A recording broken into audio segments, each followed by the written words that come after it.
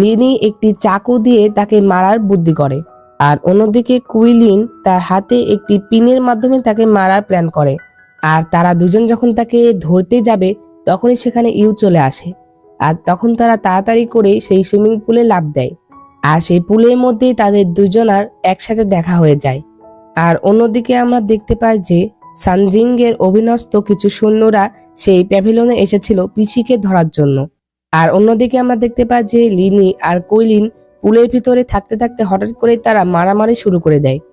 আর এক পর্যায়ে তারা মারামারি করতে করতে পুলের উপরে চলে আসে। আর তখন পিসি ইউকে বলে যে আপনি আসলে এখানে কাউকে লুকিয়ে রেখেছেন, তাও আবার একসাথে দুইজনকে।